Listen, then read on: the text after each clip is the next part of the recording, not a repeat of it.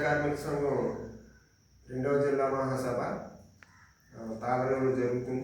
ప్రధానంగా మనం ఈ ప్రభుత్వాన్ని సంఘంగా డిమాండ్ చేసేది ఏంటంటే, ఉపాధి హామీ నిధుల్లో మెటీరియల్ కాంపోనెంట్ కింద నిధులు వస్తున్నాయి కేంద్రం నుంచి. ఆ నిధులని కూలీలు, దళితులు, పేదలు ఉన్న చోట కాకుండా చాలా చోట్ల జిల్లాలోనే పెద్దవాళ్ళు ఉన్నటువంటి ఏరియాలో సీసీ రోడ్లు నిర్మిస్తూ ఉన్నారు. ఇది గతంలో మేము ప్రభుత్వం దృష్టికి, అధికారుల దృష్టికి తీసుకెళ్ళాం. ఈసారి వచ్చే నిధులను ఖచ్చితంగా ఆయా గ్రామాల్లో పేదల ఏరియాలో ఉపయోగిస్తామని అన్నారు. దీన్ని మనం ఖచ్చితంగా ఇప్పుడు వచ్చే నిధుల్ని గ్రామీణ ప్రాంతాల్లో పేదలు ఉన్న చోట నిర్మించాలని చెప్పి సీసీ రోడ్లు ఒకటి డిమాండ్ చేస్తున్నాం. అలాగే ఎస్ఎండ్ భూములు తాళం మండలం, అలాగే కరప, కోల్గూరు మండలాల్లో కూడా ఎస్ఎండ్ భూములు ఉన్నాయి. ఇవి కొంత అన్యాక్రాంతమయ్యాయి.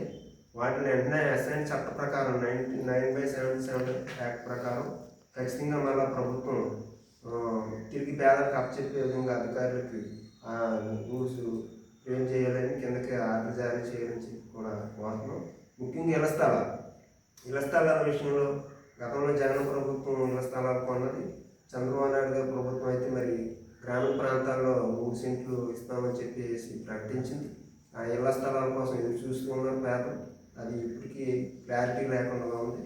అదేవిధంగా ఉపాధి హామీలో గతంలో అసలు జిల్లాలోనే 100 రోజులు చెప్పిన కుటుంబాలు చాలా తక్కువ. చట్టం అయితే 100 తప్ప ఎక్కడ 100 రోజులు పని పరిస్థితి లేదు. మండలానికి ఒక 10-20 కుటుంబాలకు చెప్తున్నారు తప్ప మిగతా వాళ్ళకి పనులు ఉండలేదు. ముఖ్యంగా పంచాయతీకి సంబంధించినటువంటి చెరువులు వాటిని టైంకి సకాలంలో వాటిని అప్పచెప్పకపోవడం వల్ల ఈ ఉపాధి హామీ పనులకి వాళ్ళ పనులు తగ్గిపోతున్నాయి. కాబట్టి ప్రతి పంచాయతీలోనూ కూడా వాళ్ళ పాతదారులతో చెప్పి ఆ వేసవికాలం వచ్చేసరికి ఆ చెరువులో ఉన్నటువంటి వాటర్ని బయటకు పంపితే అది ఎక్కువ రోజులు పని దొరుకుతుంది. ఆ విధంగా ఉపాధి పని ఎక్కువ రోజులు చెప్పాలని కూడా మనం కోరుతున్నాం.